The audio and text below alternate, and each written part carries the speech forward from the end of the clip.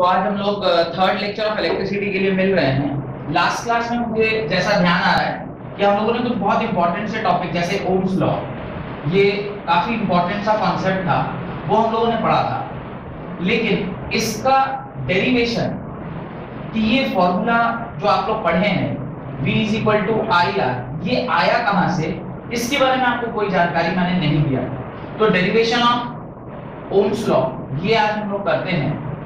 और जो अगला कॉन्सेप्ट आज की क्लास में हमें पढ़ना है दैट इज रेजिस्टेंस का, जो मैं लास्ट क्लास ही सोच रहा था कि कंप्लीट हो जाएगा पर नहीं हो पाया। तो रेजिस्टेंस का कॉन्सेप्ट और क्या-क्या फैक्टर्स हैं जिनके ऊपर ये रेजिस्टेंस डिपेंड करता है, फैक्टर्स रेजिस्टेंस डिपेंड्स अपॉन, ये भी हमें पढ़ना है। और वो इसी पर्टिकुलर डिडक्शन से ही हमें समझ में आ जाएगा कि किन-किन पैरामीटर्स के ऊपर वो डिपेंड करता है। और finally limitations of Ohm's law, ये आज की क्लास में मुझे कंप्लीट करना है। तो आज की क्लास में हम लोग ये 5 कॉन्सेप्ट मुख्यतः पढ़ेंगे, जिसके अंदर आपको ओम्स लॉ का जो डेरिवेशन है वो मैंने करवा दिया था, कॉन्सेप्ट समझा दिया था। इवन ग्राफ भी मैंने आपको लास्ट क्लास में समझाया था, IV कैरेक्टरिस्टिक ग्राफ भी समझाया था और VI कैरेक्टरिस्टिक्स ग्राफ भी समझाया था। डेरिवेशन आज हम लोग कर लेंगे। रेजिस्टेंस का कॉन्सेप्ट क्या होता है और रेजिस्टेंस किन-किन पैरामीटर्स के ऊपर डिपेंड करता है वो भी पढ़ेंगे। और ओम्स लॉ कहां एप्लीकेबल नहीं होता है ये भी आज की क्लास में हम लोग कंप्लीट करेंगे। तो लिखना स्टार्ट करिए। Deduction of Ohm's law, deduction of Ohm's law. तो पहले एक बार मैं ओम्स लॉ को आपके लिए रिवाइज कर देता हूं। What is Ohm's law? कोई बताएगा ओम्स लॉ क्या है? It is a relationship between current and potential. Current और पोटेंशियल के बीच में रिलेशनशिप है। और वो क्या स्टेट करता है? It state that current applied या current flowing in a circuit is directly proportional to potential difference. It is not potential is proportional to current, it is current is proportional to potential difference. Because मैंने आपको last class में समझाया था cause and effect relationship। भाई आप effect यानी result को gain करते हैं जब आपने कॉज कराया है। तो ऑलवेज जो रिलेशनशिप एस्टैब्लिश होता है वो हमेशा रिजल्ट यानी इफेक्ट, रिजल्ट जो है वो प्रोपोर्शनल टू कॉज होता है। जैसा कि लास्ट क्लास में मैंने आपको समझाया था कि हम लोग अप्लाई क्या करते हैं, वी अप्लाई पोटेंशियल डिफरेंस और एज अ रिजल्ट हमें क्या मिलता है? करंट मिलता है। तो इसको अगर पोटेंशियल डिफरेंस को भी लिखा जाए, मैं लिख सकता हूं I is proportional to V। Ohm's law I proportional to V होता है, ना कि V proportional to I। हाँ, मैथमेटिकली में I proportional to V लिखा हुआ है तो उसको V proportional to I लिख सकता हूं और फिर वहां पे जब प्रोपोर्शनैलिटी कांस्टेंट लगाएंगे तो वो R के बराबर हो जाएगा। तो V = IR हमारा ओम्स लॉ निकल के आ गया। अब देखिए इसका डेरिवेशन हम लोग करते हैं, लिखना स्टार्ट करिए। For Ohm's law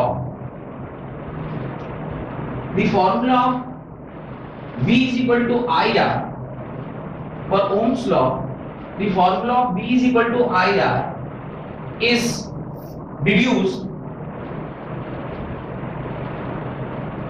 from the concept of पहला drift velocity, from the concept of drift velocity and electric field ठीक है। तो डेरिवेशन देखिए क्या है। सबसे पहला जो कॉन्सेप्ट है यानी जो एक्सप्रेशन आप लिखोगे वो लिखोगे VD का। अब VD एज अ टर्म आप जानते भी नहीं कि क्या होता है, पर मैं भी आपको बता रहा हूं कि ये ड्रिफ्ट वेलोसिटी है। VD किसको डिनोट कर रहा है? ड्रिफ्ट वेलोसिटी को डिनोट कर रहा है। और इसका बाकायदा पूरा एक्सप्रेशन है, उसका डेफिनेशन है, इसका डेरिवेशन है, सारा कुछ हम लोग करेंगे। फिलहाल सिर्फ VD की वैल्यू यूज करके हम लोग ओम्स लॉ डिड्यूस कर ले रहे हैं। बाद में फिर जब ये कॉन्सेप्ट पढ़ेंगे फिर वहां पे मैं आपको बताऊंगा कि व्हाट इज ड्रिफ्ट वेलोसिटी। वैसे मैंने इसके बारे में थोड़ा बहुत जिक्र किया होगा। मैंने आपसे ये जरूर बताया होगा कि इलेक्ट्रोडायनेमिक्स 2 पार्ट में डिवाइडेड होती है। एक जहां पे यूनिफॉर्म वेलोसिटी से चार्ज मूव कर रहा होता है, एक जहां पे एक्सीलरेटेड मोशन में होता है चार्ज। अगर वेलोसिटी यूनिफॉर्म वेलोसिटी से जब मूव करता है तो जो वो इंपैक्ट प्रोड्यूस करता है उसको ही हम लोग क्या कहते हैं, करंट कहते हैं। ये बात मैंने आपसे बताया था। मैंने क्या कहा, यूनिफॉर्म वेलोसिटी से, वो वेलोसिटी ही what is called as drift velocity. फिर हमने, आपके मन में सर डाउट आएगा कि सर आपने खुद ही पढ़ाया था कि एक्चुअली इलेक्ट्रॉन जो है वो एक जगह से दूसरी जगह मूव नहीं करता है। अगर इलेक्ट्रॉन एक जगह से दूसरी जगह मूव नहीं कर रहा है तो फिर उसमें वेलोसिटी कैसे आएगी? या फिर मन में एक जेन्युइन सा डाउट डेवलप होना चाहिए। बोले आप ही सर वो पूरा ड्रामा करके समझा रहे थे कि भाई इलेक्ट्रॉन मूव नहीं करता, वो सिर्फ अपनी जगह पर वाइब्रेट करता है और एनर्जी को एक जगह से दूसरी जगह ट्रांसमिट करता है। फिर अभी आप खुद ही कह रहे हैं कि उसके पास एक वेलोसिटी है जिससे वो मूव कर रहा है, तो ये कंट्राडिक्टरी बात आप क्यों हो? एक बात पे रहिए ना। कभी आप कहते हैं भाई उसके पास वेलोसिटी है जिससे वो मूव कर रहा है, फिर कभी कह रहे हैं कि उसके पास वेलोसिटी नहीं हो सकती क्योंकि वो मूव करता नहीं, वो वाइब्रेट करता है, एनर्जी ट्रांसमिट करता है। होता क्या है, ये जो इलेक्ट्रॉन है, सपोज करिए वो ये तो आपको पढ़ा होगा आप लोगों ने कि इलेक्ट्रॉन्स इस तरह से रैंडमली मूव करते हैं। ये तो आप जानते हैं, इलेक्ट्रॉन्स मूव रैंडमली। होता क्या है, जब आप इसके अक्रॉस पोटेंशियल डिफरेंस लगाते हैं, जब आप इसके अक्रॉस पोटेंशियल डिफरेंस लगाते हैं, तो चूंकि ये इलेक्ट्रॉन है, ये क्या है, इलेक्ट्रॉन है, तो ये क्या करेगा, उस तरफ खींचा जाएगा क्योंकि ये पॉजिटिव है। ये इलेक्ट्रॉन अगर है तो इसके ऊपर नेगेटिव चार्ज है, तो ये नेगेटिव चार्ज इसको रिपेल करेगी और ये पॉजिटिव चार्ज इसको खींचेगी। तो ये आगे की ओर बढ़ने की कोशिश करता है, लेकिन कौन इसे रोक देता है? कर्नेल्स इसे रोक देता है और ये आगे बढ़ नहीं पाता है। तो ये आगे नहीं बढ़ पाता है, लेकिन अपनी जगह से ये थोड़ा सा क्या कर जाता है, ड्रिफ्ट कर जाता है। ये थोड़ा सा क्या कर जाता है, ड्रिफ्ट कर जाता है। ये जो अपनी जगह से थोड़ा सा ये आगे बढ़ा, तो वो जिस वेलोसिटी से बढ़ा उसको हम लोग क्या बोलते हैं, ड्रिफ्ट वेलोसिटी बोलते हैं। अब थोड़ा बहुत सेंस आ रहा है what is a drift velocity. अब ये ड्रिफ्ट वेलोसिटी का जो टर्म है, आप देखिए वेलोसिटी को हम क्या लिख सकते हैं, वेलोसिटी को we can write acceleration into time, ये लिख सकते हैं ना, बिकॉज़ एक्सीलरेशन का डेफिनेशन होता है acceleration is equal to v by t, तो velocity is equal to acceleration into time. अब vd is equal to acceleration charge into electric field, this is force, by mass is acceleration. ये acceleration लिखा है क्या, ठीक से देखिए। और ये टाइम पीरियड तो टोटल मूवमेंट का टाइम पीरियड है।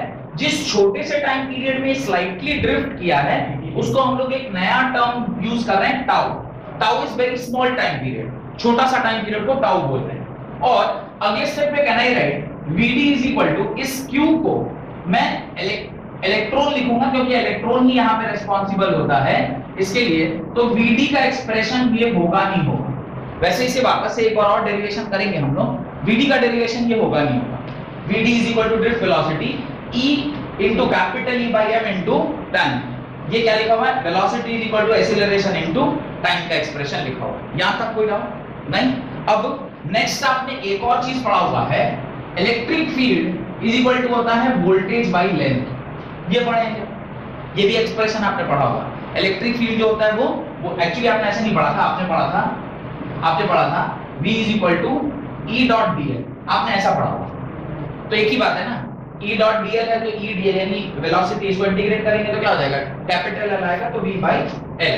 तो ये सेकंड एक्सप्रेशन, इसको आप कहां पुट कर सकते हो, इसको अगर आप इक्वेशन नंबर 2 मान लो, इसको इक्वेशन नंबर 1 मान लो, तो यहां से जब आप इसकी वैल्यू यहां पुट करोगे तो क्या आएगा, vd is equal to E times v by L into m tau. यहां तक कोई दिक्कत नहीं? अब थोड़ा सा और बुद्धि लगाना है क्योंकि मुझे क्या चाहिए, v is equal to I R, यानी अब मुझे यहाँ पे करंट का एक्सप्रेशन चाहिए। करंट का expression I is equal to NEAVD होता है। क्या हो रहा है, I is equal to NEAVD होता है। ये भी एक्सप्रेशन अभी हम लोग डायरेक्टली ऐसे यूज कर रहे हैं, बाद में मैं आपको बताऊंगा कि ये कहां से एक्सप्रेशन आया है। करंट इज इक्वल टू होता है NEAVD, ये लिख रहा हूं मैं। नेक्स्ट स्टेप पे लिख रहा हूं I इज इक्वल टू ये NEAVD के बराबर हो, ठीक है। ये एक्सप्रेशन भी हम लोग डेरिवेशन करेंगे जब हम लोग ड्रिफ्ट वेलोसिटी डिराइव कर रहे होंगे, वहां पे ये एक्सप्रेशन आपको करंट का मिल जाएगा। ये कैसे आया, कहां से आया? तो चूंकि अभी हम लोग डिडक्शन ओम्स लॉ का कर रहे हैं, पर drift velocity as a concept पढ़े नहीं है, इसलिए ये वाला एक्सप्रेशन भी अभी आपके लिए क्वेश्चन मार्क है, पर अभी आप यूज कर लीजिए। अगले लेक्चर में शायद मैं इसे डेरिवेशन करके आपको दिखाऊंगा। अब देखिए जरा ध्यान से, यहाँ पे VD का टर्म है और यहाँ पे भी VD का टर्म है, तो मैं VD को क्या कर सकता हूँ, रिप्लेस कर सकता हूँ। मैं VD को रिप्लेस करूंगा तो VD क्या लिखूंगा, VD is equal to I by N E, capital A लिख सकते हैं, लिख सकते हैं, ये हमने लिख दिया, ठीक है। तो इसको आप इक्वेशन नंबर, ये 2 है ना, इसे 3 मान लो, इसे 4 मान लो और इसे 5 मान लो। अब ये 4 और 5 को हम लोग आपस में एक दूसरे के बराबर कर सकते हैं क्या? क्योंकि 4 भी VD के बराबर है और 5 भी VD के बराबर है, इन दोनों को बराबर कर दिया। मैं यहां पर बराबर लिखता हूं E times voltage by ml tau is equal to I by N E, A के बराबर। कोई दिक्कत है तो बताइए, दोनों को हमने क्या कर दिया, बराबर कर दिया। अब V इज इक्वल टू, ये सारा जो इधर का एक्सप्रेशन मैं उस तरफ लेता हूं, I into ml by E tau into 1 upon NEA। यहां तक कोई डाउट है तो बताइए, चेक भी करते चलिएगा कहीं गलत ना हो जाऊं मैं, ठीक है? क्योंकि जब एक जगह से दूसरी जगह लोग कोई एक्सप्रेशन लिख रहे होते हैं, ज्यादातर चांस होता है कुछ गड़बड़ हो जाए, तो वो भी चेक करते चलिएगा सब सही लिख रहे हैं नहीं। V इज इक्वल टू, कुछ कट रहा है क्या? कुछ नहीं कट रहा, मैं इसे लिख रहा हूं ml by E square NE square tau A into I, ऐसे लिख सकते हैं। V is equal to ml E square NE square tau A, लिख सकते हैं। अब V is equal to some constant into I लिखा हुआ, और ओम्स लॉ क्या है, V is equal to some proportionality constant into I। तो आप इस प्रोपोर्शनैलिटी कांस्टेंट को क्या लिखोगे, R लिखोगे, तो V is equal to RI हुआ, या फिर V is equal to IR, where this R is what, resistance. ये R क्या है, this R is रेजिस्टेंस। ये रेजिस्टेंस है जिसको आपने प्रोपोर्शनैलिटी कांस्टेंट भी बोला है, resistance of conductor, resistance of conductor, या फिर इसी को आपने क्या बोला है, प्रोपोर्शनैलिटी कांस्टेंट भी आपने बोला हुआ है। पहले यहां तक पूरा कंप्लीट लिख लीजिए, फिर मैं आपको आगे का कॉन्सेप्ट सिखाता हूं। पहले आप यहां तक कंप्लीटली लिखें कि V is equal to ml by NE square tau A I। ये जो आपका एक्सप्रेशन है, ये आपका फाइनल एक्सप्रेशन होगा, और इसी को हमने ये लिखा है। तो ओरिजिनली ये वाला आपका एक्सप्रेशन होगा, और V is equal to IR,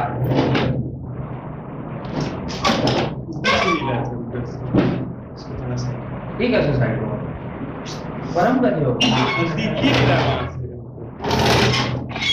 इसका क्या मतलब होता है पता है? हाँ, इसका मतलब होता है चश्मा लगाओ, आंख खराब हो गया तो वहां से बैठ के देख नहीं पा रहे हो, इसका मतलब तुम्हारी आंखें अब जवाब दे चुकी है।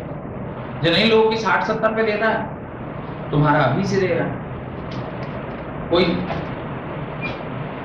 ज्यादा जिस चीज को प्रयोग कर लोगे ना, वैसी खराब होती है। तो ये अभी देखो, ये ना, ये सीख लेने वाली चीज है कि किन किन चीजों को ज्यादा प्रयोग में लेना है। जिससे तुम ज्यादा प्रयोग में ले रहे हो, उससे आप थोड़ा सा कम प्रयोग में लो, नहीं तो खराब हो जाएगा, फिर बाद में दिक्कत होगा। समझ रहे हो क्या बोल रहे हैं? सब समझ रहे हो? सही। तो आंखें, तुम्हारी आंखों के बारे में बात कर रहे हो। हाँ, तो आंखें तुम्हारी अब खराब हो रही है क्योंकि उसको तुमने ज्यादा PUBG वगैरह खेलकर यूज कर लिया है। PUBG तुम खेलते हैं। वही, आप PUBG खेलो या एक्स फैक्टर रना सर के वीडियोस देख लो, बात एक ही है। नहीं, YouTube भी यूज कर रहे हो, इसमें भी अपना प्रमोशन। हाँ, ये मैं साइड लूँ, अब कहाँ जाऊँ, अपने क्लास छोड़ दूँ? सर उससे डायरेक्ट वहाँ कैसे आ गए? कहाँ से कहाँ आ गए? वो ML से उसको कहाँ हटा दिए? अरे यही, इसी को तो ये कांस्टेंट कह रहे हैं। ये पूरा, अच्छा ये डिफाइन नहीं कर रहा है, ये कांस्टेंट है। Mass constant, length of the wire constant, number of electrons constant, charge of electron constant, time period constant, area of cross section constant, ultimately this is पूरा कांस्टेंट। और आर भी क्या था, हमने वहां पे यूज किया ना प्रोपोर्शनैलिटी कांस्टेंट। अब कंपेयर करेंगे, इसका मतलब आर ही इसके बराबर होगा, ठीक है। और फिर जस्टिफाई करेंगे, सिर्फ वो नहीं करेंगे, इसको जस्टिफाई करेंगे। यहां पे आप लिख सकते हैं दिस इज ओम्स लॉ, यहां पे आप लिखोगे दिस इज ओम्स लॉ। और ये भी आप लिख लेना कि R की वैल्यू जो है वो किसके बराबर है, R is equal to ml by n e square tau a के बराबर है। जो आपका कांस्टेंट था प्रोपोर्शनैलिटी कांस्टेंट, जिसको आपने रेजिस्टेंस कहा था, वो किसके बराबर है, ml n e square tau a के बराबर। हाँ, कोई डाउट है? एक्सप्रेशन अब उसने बोला कि भाई आप छोटे से टाइम पीरियड को टाउ लो, तो टाउ ले लिया। अल्टीमेटली टाइम पीरियड है, आप सीधे समझिए वो टाइम पीरियड और एक्सप्रेशन जो भी हो। अब आपका सवाल ये है कि सर b से ही वेलोसिटी क्यों लिया, x से वेलोसिटी क्यों नहीं लिया? अच्छा, तो अभी पहली बार जब भी आपने लिया होगा उस दिन तो आपको नहीं पता था, पर आपको बार-बार जब बताया गया कि नहीं v से ही वेलोसिटी ले रहे हैं, क्योंकि v का इनिशियल वेलोसिटी से स्टार्ट होता है, आपके वो डाइजेस्ट हो गया। ऐसे ये टाउ वाला जो टर्म है ये आपको डाइजेस्ट अभी नहीं हुआ है, पर वो टाइम पीरियड को हम लोग डिनोट करते हैं। आगे चल के और क्लैरिफिकेशन आएगी इस बात में। डन? ये अभी आधा यहीं पे अभी तक ये वाला डायग्राम भी बना लीजिएगा, सो दैट कि वो ड्रिफ्ट वेलोसिटी का जो कॉन्सेप्ट है वो आपको वहां पे थोड़ा सा क्लैरिफिकेशन मिलेगा कि व्हाट इज ड्रिफ्टिंग, ड्रिफ्ट क्या हो रहा है। एक गेम हुआ करता था जब हम लोग आपसे थोड़े बड़े रहे, नीड फॉर स्पीड अभी भी है, वो कार वगैरह के रेसिंग NFS बोलते थे उसको, NFS। तो काफी मतलब हम जैसे अभी आप लोग PUBG वगैरह खेल के अपना समय व्यतीत कर रहे हैं, मैं तो नहीं पर मेरा भाई वो NFS खेल के अपना पूरा बीटेक निकाला है उसने, फ्रॉम फर्स्ट राउंड से लेके फाइनली विनर बनने तक। तो वहां पे उसको देखता था how he used to drift. There are some keys जिसको आप पकड़ के कार को ड्रिफ्ट करा सकते हैं। वो ड्रिफ्ट वर्ड जो है ना, वहीं से ध्यान आ रहा है मेरे को कि ड्रिफ्ट मतलब आप ब्रेकिंग भी कर रहे हैं और एक जगह से दूसरी जगह मूव कर रहे हैं with the help of skidding, skid करके। अच्छा, स्किड होता है, स्किट होता है, skit SKIT, it is not SKIT, it is SKID only, skid होता है। आदमी स्किड करता है, स्किड करना मतलब स्लिप, फिसल जाना, स्किट नहीं करता है, स्किड करता है। तो स्किड कर जाता है, स्लिप कर जाता है, that is only called as drifting. तो डे टू डे लाइफ में ड्रिफ्टिंग आप कार्स में देखते हैं, इलेक्ट्रॉन्स बाय डिफॉल्ट ड्रिफ्ट करता ही रहता है। जब कभी भी उसके अक्रॉस क्या लगाया जाए, पोटेंशियल डिफरेंस लगाया जाए। यहाँ तक कोई दिक्कत नहीं? मेरे ख्याल से पूरा डेरिवेशन भी कर लिया होगा। मैं एक बार झटपट से ये डेरिवेशन रिवाइज करा देता हूँ। Velocity is equal to acceleration into time होता है। एक्सेलरेशन को हमने इलेक्ट्रिक फील्ड, मास और चार्ज के टर्म में लिखा, टाइम को हमने टाउ से डिनोट किया। इलेक्ट्रिक फील्ड का एक और एक्सप्रेशन होता है वोल्टेज बाय लेंथ, वो एक्सप्रेशन को हमने यहाँ पे पुट कर दिया। और एक वीडी का एक expression in terms of voltage आ गया। वीडी का एक expression in terms of current हमें जब हम लोग ड्रिफ्ट वेलोसिटी का डेरिवेशन कर रहे होंगे वहां पे हमें मिलेगा, उसको हमने डायरेक्टली यहाँ पे क्या कर लिया है, यूज कर लिया है। इन दोनों को कंपेयर करके हमने एक साथ आजू बाजू में लिखा और उसके बाद यहाँ से v इज इक्वल टू जो भी बच गया था इनटू i ऐसा लिख दिया। That v is equal to i r बनाने के लिए ये सामने वाला टर्म क्या होना चाहिए था, सारा का सारा कांस्टेंट होना चाहिए था। तो हमने ये चेक भी किया कि इसमें एक एक इंडिविजुअल टर्म क्या है, कांस्टेंट है। और v इज इक्वल टू किसके बराबर है, i r के बराबर, where this r is known as resistance of the conductor और प्रोपोर्शनैलिटी कांस्टेंट। और कांस्टेंट हमने जस्टिफाई किया बाय सीइंग इट कि जितने भी टर्म्स इसके अंदर लिखे हुए सारे के सारे कांस्टेंट, उसमें एक भी ऐसा नहीं है जो वेरिएबल होता है। आप अगर कंडक्टर ले रहे हैं तो कंडक्टर का लेंथ फिक्स होगा, उसका क्रॉस सेक्शन फिक्स होगा, उसका मास फिक्स होगा, उसमें नंबर ऑफ इलेक्ट्रॉन्स फिक्स होंगे, उसमें चार्ज की प्रॉपर्टी फिक्स होगी, टाइम पीरियड जितना वो ले रहा होगा ड्रिफ्ट करने का वो भी फिक्स होगा, क्योंकि कांस्टेंट वेलोसिटी है। कांस्टेंट वेलोसिटी मतलब time period has to be fix, equal interval of time in equal distance. The formula of uniform velocity is equal distance traveled in equal per unit time या equal interval of time is known as uniform speed। तो इस प्रकार से ये पूरा आपको समझ में आ गया। इसके नीचे एक सवाल लिखिए और फिर हम लोग इसको जरा सा एलिब्रेट करेंगे और एलिबरेट करेंगे, एलाबोरेट करेंगे ना, right. A potential difference of 3 volt, a potential difference of 3 volt is applied across a conductor, is applied across a conductor, is applied across a conductor through which 5 ampere of current is flowing, through which 5 ampere of current is flowing. Determine the resistance of the conductor. 5 ampere of current is flowing, determine the resistance of the conductor. ये एक ऐसा सवाल है जो class 10th के बच्चों को भी अगर दे दिया जाए वो भी इसका सॉल्यूशन मुझे बता देगा। तो बाकी आप लोग अब होशियार हैं, मैं क्या कहना चाह रहा हूं आप लोग समझ चुके होंगे। इसमें हम लोग की टाइम तो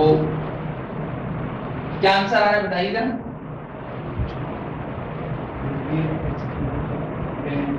आंसर इज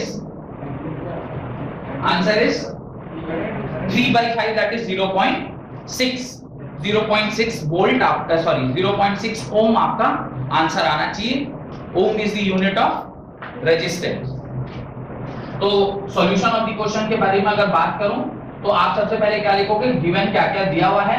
जब आप देखोगे गिवन देने के बाद तो वहां पे उसने शायद करंट की वैल्यू दी हुई है, करंट की वैल्यू उसने दे रखी है। करंट इज इक्वल टू कितना है, शायद 5 एम्पीयर है। और सेकंड जो उसने दिया है वो पोटेंशियल, यानी पोटेंशियल डिफरेंस भी दिया हुआ है। पोटेंशियल डिफरेंस कितना है, 3 वोल्ट है। आप अप्लाइंग ओम्स लॉ, जब आप वहां पर ओम्स लॉ अप्लाई करेंगे तो ओम्स लॉ अप्लाई करने के लिए आपको लिखना पड़ेगा कि हम यहाँ पे क्या अप्लाई कर रहे हैं, ओम्स लॉ अप्लाई कर रहे हैं। तो आप लिखोगे ओम्स लॉ क्या होता है, V is equal to IR। यहाँ से अगर मुझे R निकालना है तो होता है V बाई I। V की वैल्यू है 3 वोल्ट, I की वैल्यू है 5 एम्पेयर। इसको जब आप सॉल्व करोगे आएगा 0.6 वोल्ट पर एम्पेयर। और वोल्ट पर एम्पेयर को ही हम लोग क्या बोलते हैं, ओम से जाना जाता है। इसको हम लोग OHM ओम बोलते हैं, क्योंकि प्रोपोर्शनैलिटी कांस्टेंट ओम्स लॉ में दिया गया था, इसलिए इसको हम लोग ओम इसका यूनिट माना जाता है। यहां तक कोई दिक्कत है तो बताइए। काफी सरल था क्वेश्चन, 10th क्लास में भी इस तरह के सवाल आपने सॉल्व किए होंगे, जहां पर वैल्यू ऑफ वोल्टेज दिया हुआ, वैल्यू ऑफ करंट दिया हुआ, रेजिस्टेंस निकालना है। अब right, resistance of a conductor, heading डालिए, रेजिस्टेंस ऑफ अ कंडक्टर। सबसे महत्वपूर्ण रेजिस्टेंस ऑफ अ कंडक्टर। मैं थोड़ा सा क्लास 10 के रेजिस्टेंस की ओर आपको लेकर जा रहा हूं कि क्लास 10 में आपने रेजिस्टेंस क्या पढ़ा था। आपने पढ़ा था rho is directly proportional to L, rho is inversely, sorry rho बोल रहा हूं, R is directly proportional to L, R is inversely proportional to 1/A। और फिर आपने इन दोनों को कंपेयर करके लिखा था R is proportional to L/A। और फिर इस प्रोपोर्शनैलिटी को इज इक्वल टू में कन्वर्ट करने के लिए आपने कांस्टेंट डाला था रो, और आपने लिखा था R इज इक्वल टू क्या होता है, रो L/A, जिसके अंदर ये फॉर्मूला लिखने के बाद आपने वहां पे कुछ बातें लिखी थी, where L is what, length of the conductor, length of conductor. उसके बाद आपने ये भी लिखा होगा कि A is equal to capital A किसके बराबर है, एरिया ऑफ कंडक्टर के बराबर है, यानी cross sectional area of conductor. और उसके बाद लास्ट में आपने लिखा होगा rho is proportionality constant, proportionality PIONALITY, proportionality constant. और साथ में ये भी लिखा होगा it is also known as resistivity of the conductor. याद आ रहा है, रेजिस्टिविटी ऑफ कंडक्टर। रो से ही हम रेजिस्टिविटी का भी डिनोशन करते हैं। अब आप एक एक्सप्रेशन में ये कह रहे हो कि सर R जो है वो रो L/A के बराबर है, और यहाँ एक्सप्रेशन में तो ऐसा कुछ दिख नहीं रहा, ये भी रेजिस्टेंस है, ये भी रेजिस्टेंस है, सब अलग अलग कैसे है। तो थोड़ा सा इस वाले एक्सप्रेशन को हम लोग क्या करते हैं, मॉडिफाई करते हैं। ध्यान से देखिएगा। अच्छा, आपको एक बात ध्यान आ रही है कि रेजिस्टिविटी ऑफ कंडक्टर के बारे में आपने एक स्टेटमेंट जरूर पढ़ा होगा क्लास 10th में, it is the property of material. पढ़े थे, resistivity is property of material, it do not depends upon. अच्छा पहले लिखिए, resistivity is property of material, ये प्रॉपर्टी ऑफ मटेरियल है, और ये प्रॉपर्टी ऑफ मटेरियल है, और ये किसी भी चीज पर डिपेंड नहीं करता है। मतलब किसी भी चीज के ऊपर, मतलब जैसे कि अगर यहाँ R is equal to rho L/A है, अगर यहाँ से रो निकालेंगे तो रो क्या होगा, RA बाई L, तो इसको देखकर ऐसा लग रहा है कि रो जो है वो डायरेक्टली प्रोपोर्शनल टू एरिया होता होगा और रो जो है वो इनवर्सली प्रोपोर्शनल टू लेंथ होता होगा, ऐसा हम लोग सोच पा रहे हैं, पर ऐसा होता नहीं है, because it is the property of material, it do not depends upon the area and cross section. जहां तक बात समझ में आ गई, तो अब इस वाले एक्सप्रेशन से इस वाले एक्सप्रेशन तक का जर्नी ट्रैवल करना है। तो ओरिजिनल एक्सप्रेशन आपका क्या है, R इज इक्वल टू, ध्यान से देखिएगा, m by n e square tau l by a लिखा हुआ।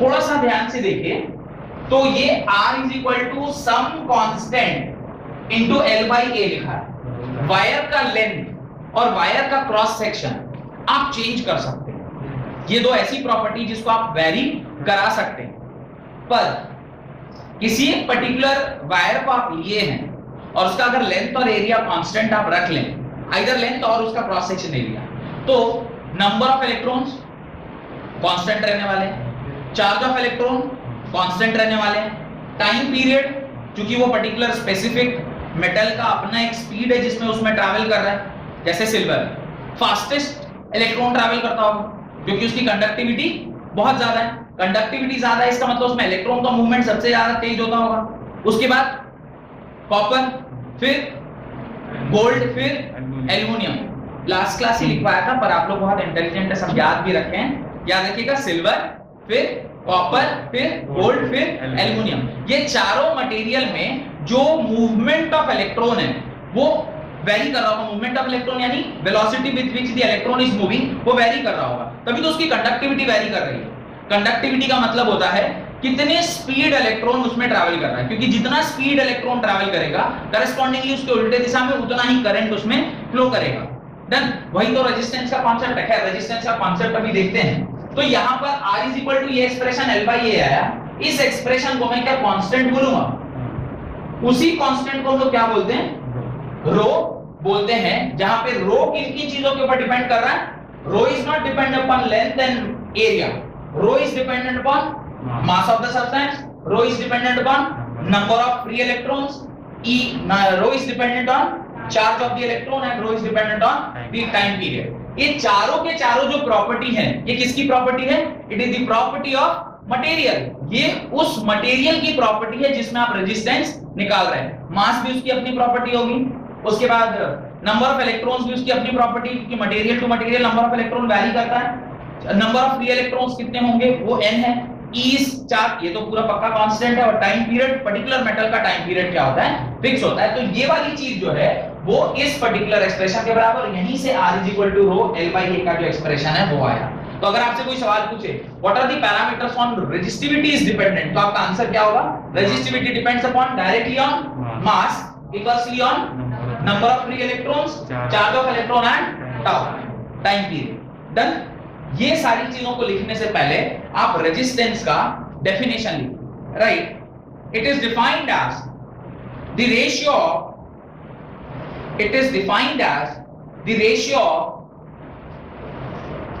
Potential difference applied across, potential difference applied across the ends of a conductor to the current flowing through it, to the current flowing through it,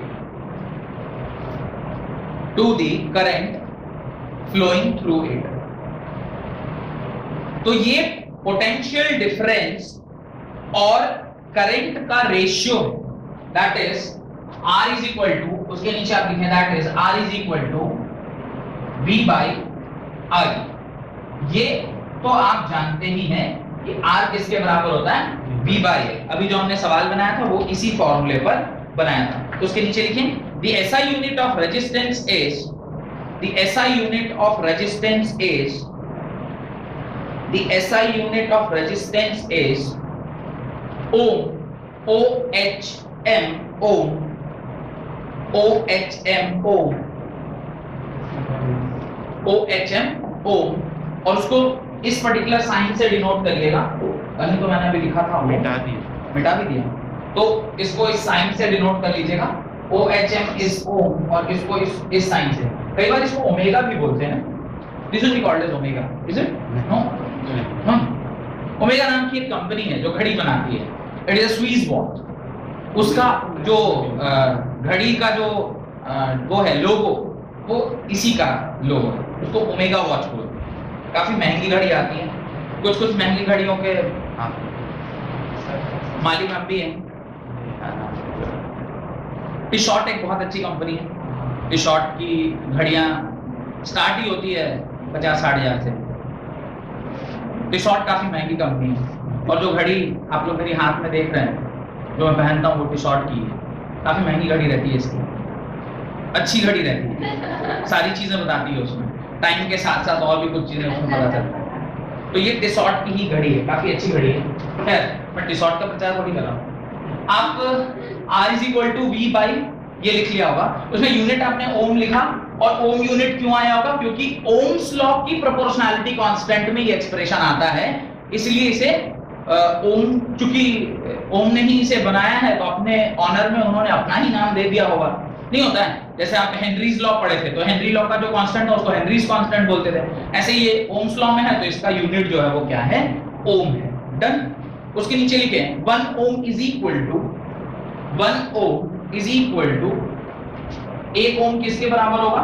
1 ओम होगा 1 volt पर 1 ampere के बराबर। 1 ohm is equal to किसके बराबर होगा? 1 ohm plus 1 ohm by 1 ampere के बराबर। ठीक है, अब बेसिक मतलब क्या है रेजिस्टेंस का, ये कौन समझाएगा? What is actually resistance? ये सब तो वो हो गया, सब किताबी ज्ञान हो गया, ये अभी आपने लिखा नहीं है, ये वाला पार्ट अभी आपने लिखा नहीं है, ये सब किताबी ज्ञान हो गया जो अभी मैंने आपको लिखवाया या पढ़ाया। मैं ये जानना चाहता हूं कि रेजिस्टेंस का मतलब क्या? रेजिस्टेंस का क्या मतलब?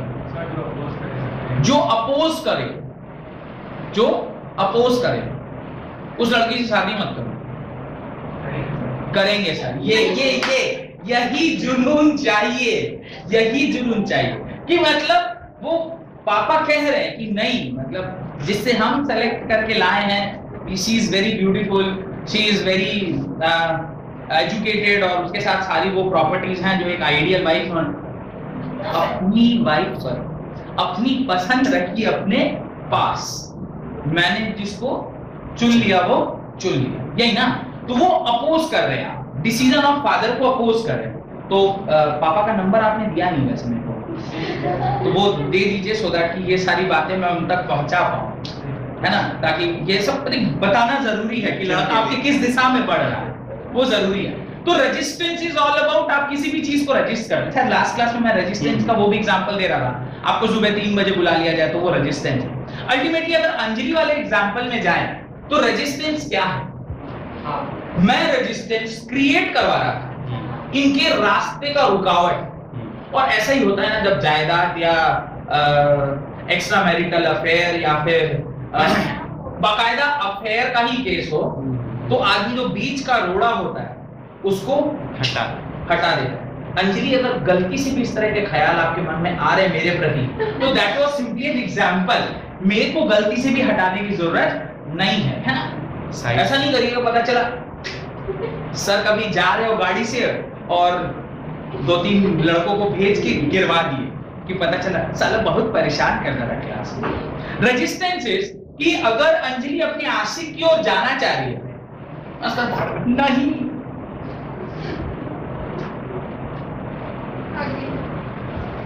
लेकिन उधर से वो कौन सा फिल्म है ना जिसमें वो उसने कहा अच्छा वो पिता बनता है जो कहता है जहां अंजलि जा जी ले अपनी जिंदगी, दिलवाले दुल्हनिया ले जाए। पुराना डायलॉग। वो अंजलि नहीं है ना, व्हाट इज दैट? सिमरन। ओ सिमरन, अच्छा पता नहीं अंजलि क्यों हो रहा है, जा सिमरन जा जी ले अपनी जिंदगी। ये किसका एग्जांपल हो जाएगा? अच्छे कंडक्टर का एग्जांपल कि दोनों कर्नल खुद ही बोल रहे हैं, जा सिमरन जा जी ले अपनी जिंदगी, तू जा खत डायरेक्टली देके आ जा उसके हाथ में। अंजलि भी सोच रही है यार आज तो सोए ना है, मैं किसको खत दूंगी? तो रेजिस्टेंस इज आपको रास्ते में कितनी रुकावट मिल रही है।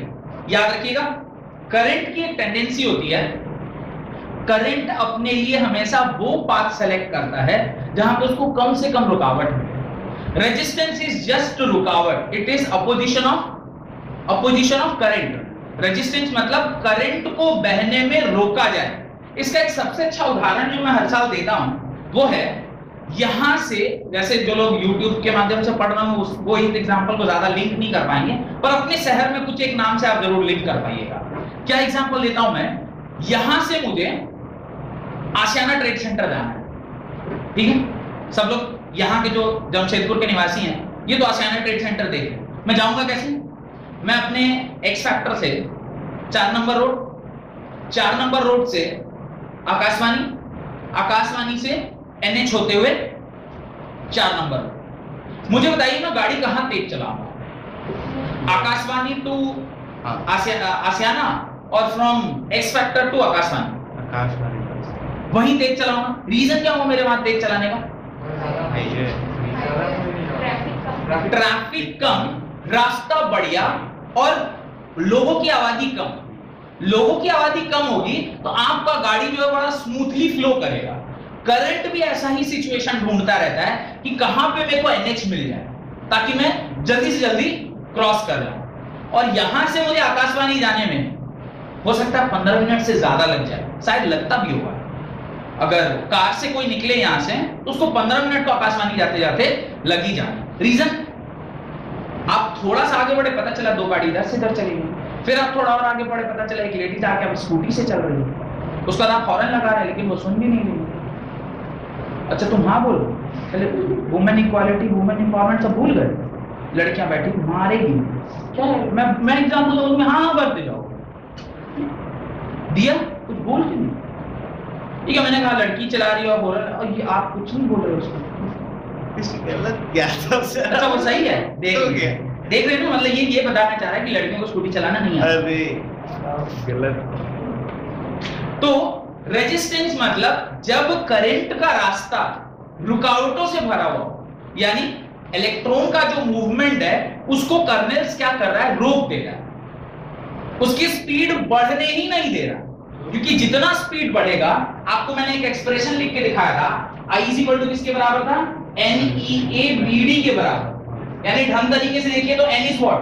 Number of electron, E is what? Charge, A is cross sectional, तो तीनों कांस्टेंट चीज है। I is directly proportional to VD। जिस भी मटेरियल में ड्रिफ्ट वेलोसिटी ज्यादा होती है उसी मटेरियल में करंट ज्यादा होगी। ड्रिफ्ट वेलोसिटी किस में ज्यादा होगी? किस मटेरियल में ड्रिफ्ट वेलोसिटी ज्यादा होगी? जिसका रेजिस्टेंस कम हो। भाई रेजिस्टेंस अगर आपको रुकावट कम मिलेगा तब ना आप तेज भागिएगा, अगर आपको रोक देगा तो आप तेज कैसे भागेंगे? तो रुकावट जो है रास्ते का, हमारे रास्ते का रुकावट, गाय जो रोड पे आती है या फिर कई बार बच्चे, कई बार स्कूटी, जो भी चलाए ना, इररिस्पेक्टिव ऑफ जेंडर, जो भी चलाए, पर स्कूटी वगैरह कार के सामने आ जाती है थोड़ा मुश्किल होता चलाना। इनके रास्ते में कौन आएगा? इनके रास्ते में सिर्फ और सिर्फ इलेक्ट्रॉन जब आगे बढ़ रहा होता है तो पॉजिटिवली चार्ज कर्नल्स इनके रास्ते में आते हैं, जो इनको कहते हैं कहां जाए। जो अंजलि का भाई बनकर खड़ा हो गया उसके सामने, वो कह रही कि नहीं असाइनमेंट जमा करना, हम नहीं जा रहे हैं जुबली पार्क, घूमने शहर कर रहे हैं। अभी देखिए गर्मी का मौसम है तो जुबली पार्क आना जाना है, टहलने, हवा खाना, इसलिए बोल रहा हूं। तो resistance is simply opposition in the path of current. तो अगर एक सिंपल वर्ड में रेजिस्टेंस को डिफाइन किया जाए तो आप क्या बोलेंगे? It is the opposition in the flow of path of current. बस इतना ही लिखिए, resistance is the opposition in the flow of path of current. कि करंट के पाथ में जो अपोजिशन है that is only called as resistance, उसको ही हम क्या कहते हैं? रेजिस्टेंस कहते हैं। अब ये जो रेजिस्टेंस है ये कुछ फैक्टर्स के ऊपर डिपेंड करता है, पर उससे पहले मैं चाहूंगा कि उन फैक्टर्स को लिखने से पहले एटलीस्ट आप ये जो मैंने अभी समझाया है इसको लिखिए कि एक्चुअली में रेजिस्टेंस क्या है। पहले आप हेडिंग तो डाल ही दीजिए, the resistance of conductor depends upon the resistance of factor, the resistance of conductor depends upon, लिखिए the resistance of conductor depends upon the following factors. The resistance of conductor depends upon the following factor. ये तमाम इस factors के ऊपर depend करता है। लिखिएगा from the deduction of Ohm's law, उसके नीचे लिखते जाइए, from the deduction of Ohm's law from the deduction of Ohm's law. आपने क्या एक्सप्रेशन पाया था? ये वाला एक्सप्रेशन पाया था ना, from the deduction of Ohm's law. आपने ये एक्सप्रेशन पाया, इसको लिख लीजिए, राइट दिस,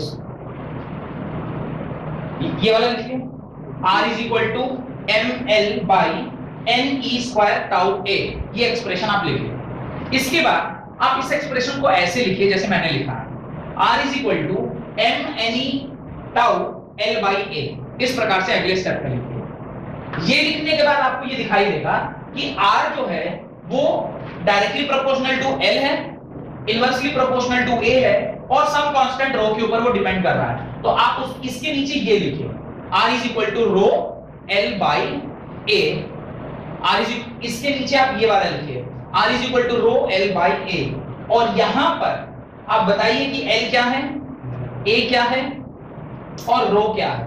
ये तीनों आप इसके लिए यहां पे लिखिए, where R is resistance of the conductor, L is length of the conductor, A is area of the conductor, and rho is proportionality constant or resistivity of the conductor, which is property of the material। ये सारी बातें आप इसके नीचे लिख लीजिए, ये सारी बातें आप इसके नीचे लिख लीजिए, ठीक है।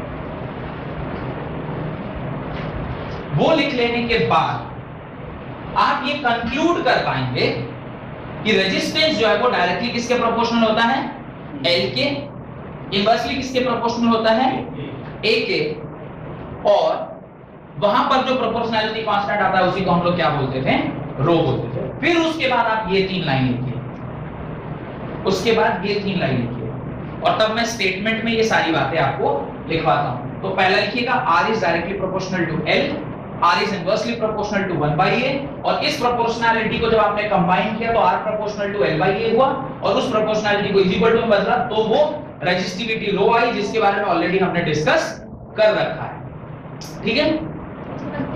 इसके बाद ये लिखना है यहां से यहां तक, ठीक है, और ये दिखा दीजिएगा कि रो का फॉर्मूला अगर हम निकालेंगे, नोट यहां पे लिख के लिखेगा, नोट डाल के, कि अगर इससे रो का फॉर्मूला निकाले तो वो किसके बराबर होता है, RA by L। इसका ये मतलब नहीं कि rho is directly proportional to area and inversely proportional to length, ऐसा नहीं होता है। तो ये लिख लीजिएगा ताकि कल को आप कंफ्यूज ना हो। कई बार होता है बच्चे कंफ्यूज कर जाते हैं कि सर चूंकि ये तो फॉर्मूला ये है, तो फॉर्मूला ये है, तो फिर इसको अगर ऐसे करके लिखेंगे तब तो वहां से मुझे दिखाई दे रहा है कि R is proportional to A and R is rho is proportional to N, rho is inversely proportional to L. ऐसा नहीं होता है। वो जो रो है वो किन चीजों के ऊपर डिपेंड कर रहा है? Rho depends upon what? Rho depends upon m n e square tau. Rho की वैल्यू किसके बराबर होती है? इसके बराबर। ये नहीं होती है, ये वैल्यू रो की होती है। और इसके अंदर जो भी पैरामीटर आपने लिखा है, चाहे वो मास हो, नंबर ऑफ इलेक्ट्रॉन्स हो, चार्ज हो या फिर टाइम हो, this all are the property of material. ये जिस भी मटेरियल में आप रेजिस्टेंस निकाल रहे हो उसकी प्रॉपर्टी है, इसलिए बोलते हैं it is a property of material. तो अगर आपसे यही कोई सवाल पूछ ले, justify how resistivity is the property of material, can you justify? Now it will be easy for you to justify कि why rho is property of material, उसको आप जस्टिफाई कर सकोगे। लगे हां तो चूंकि ऑलरेडी रेजिस्टेंस और रेजिस्टिविटी का कॉन्सेप्ट पढ़े हुए हैं, तो हम लोग वैसे तो इलेक्ट्रोकेमिस्ट्री में पढ़ाऊंगा आपको, पर यहीं पर वो भी कॉन्सेप्ट को देख लेना, मेरे ख्याल से कोई गड़बड़ बात नहीं होगी। लिख लीजिए कंडक्टेंस, सिर्फ उसका एक्सप्रेशन लिख लीजिएगा। डेफिनेशन तो हम लोग मैं लिखवा दूंगा आपको जब हम लोग इलेक्ट्रोकेमिस्ट्री पढ़ रहे हैं। वैसे कंडक्टेंस का क्या मतलब है? It is reciprocal of resistance. तो अगर कंडक्टेंस को C से डिनोट कर रहे हैं तो C इज इक्वल टू क्या होता है? 1/R। C is 1/R। अब लिख लीजिए कंडक्टेंस का definition, it is the reciprocal of, अच्छा रेजिस्टिविटी का यूनिट लिखवाए हैं? रेजिस्टिविटी का यूनिट नहीं लिखवाए। देखिए रेजिस्टिविटी का यूनिट होता है, आप कैलकुलेट कर सकते हैं, यहीं कैलकुलेट कर लीजिए। रो इज इक्वल टू आपने क्या बताया था? RA/L। तो रो होगा ओम मीटर के बराबर। रो का यूनिट क्या होता है? ओम मीटर। तो अगर थोड़ा सा जगह है तो ऊपर जाके इसको लिख लीजिएगा, unit of resistivity is ohm metre. कैसे देखें? ये एरिया नीचे लेंथ, एरिया और लेंथ कट जाएगा, 1 मीटर बच जाएगा और साथ में क्या है, ओम है, इसको ओम मीटर बोलते हैं। तो resistivity is ohm metre. Done, यहां तक हो गया। ये छोटा सा कॉन्सेप्ट ध्यान से निकल गया था। रेजिस्टिविटी, वैसे वापस से हम रेजिस्टिविटी फिर से पढ़ेंगे, रेजिस्टिविटी का कॉन्सेप्ट फिर से आएगा, पर अभी फिलहाल के लिए इतना है। कंडक्टेंस क्या बताएं? It is the reciprocal of resistance. Resistance का रेसिप्रोकल जो होता है उसी को क्या बोलते हैं? कंडक्टेंस बोलते हैं। C is equal to 1 by R, और C is equal to 1 by R लिखेंगे तो C is equal to क्या हो जाएगा, इसका यूनिट क्या होगा, ओम इनवर्स, और ओम इनवर्स को ही मो, MHO, इसका यूनिट क्या होता है, मो। गाय को तो क्या आवाज निकालने देगा, वो मो है, एग्जैक्टली निकालते नहीं, थोड़ा और तेज और थोड़ा लंबा भी जाएगा नहीं। हाँ, एक बार आप अटेम्प्ट करना। तो ये C जो है वो मो के बराबर होता है, MHO, और इसको लिखते भी है ना ऐसे, इट इज, इसका सिंबल भी ऐसे होता है। पर ये जरा मो बोलने में थोड़ा खराब लगा होगा, ऐसे कुछ हुआ होगा, तो जो भी मॉडर्न कन्वेंशन है उसमें इसको सीमेंस या साइमेंस बोलते हैं, SIMENS, siemens is the unit of conductance, siemens. तो इसी को क्या बोलते हैं, स्पेलिंग में को ध्यान नहीं है, एक बार चेक करिएगा, साइमेंस ऐसे कुछ बोलते हैं, तो एक बार चेक कर लीजिएगा, स्पेलिंग में को ध्यान, ठीक है। तो ये इसकी यूनिट होती है। वैसे हम लोग ये इलेक्ट्रोकेमिस्ट्री में पढ़ेंगे, वहां पे बाकायदा इसका यूनिट सब लिखवाऊंगा मैं, ठीक है। तो ये आपका कंडक्टेंस हो गया। अब अगर ये कंडक्टेंस है तो कुछ कंडक्टिविटी भी होती होगी, क्यों? क्योंकि रेजिस्टिविटी है, it is a property of material. तो रेजिस्टिविटी का उल्टा कंडक्टिविटी, रेजिस्टेंस का उल्टा कंडक्टेंस, तो रेजिस्टिविटी का उल्टा कंडक्टिविटी। तो रेसिप्रोकल ऑफ, मैं इसे मिटा रहा हूं, ये मिटा रहा हूं ना, रेजिस्टिविटी का उल्टा यानी रेसिप्रोकल ऑफ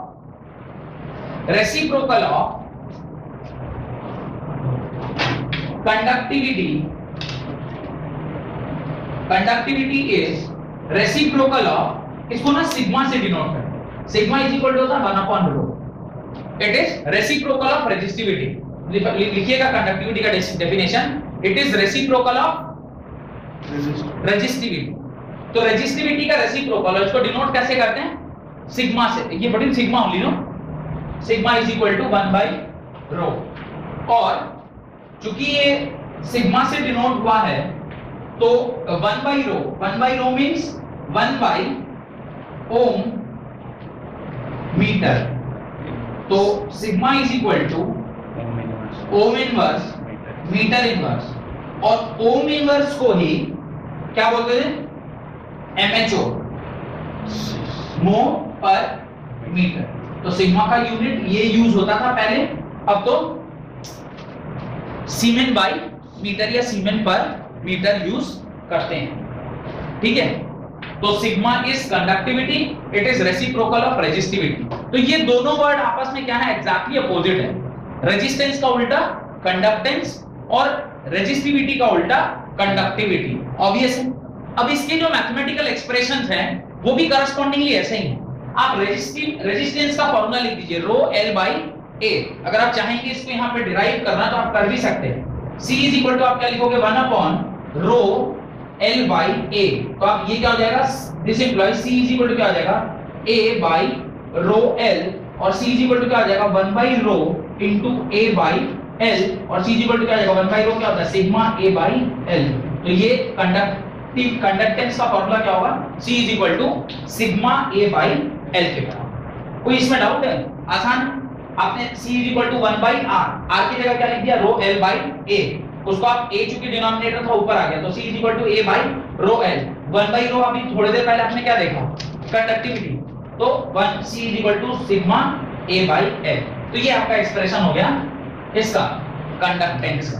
ये भी लिख लीजिए, एक्सप्रेशन ऑफ कंडक्टेंस।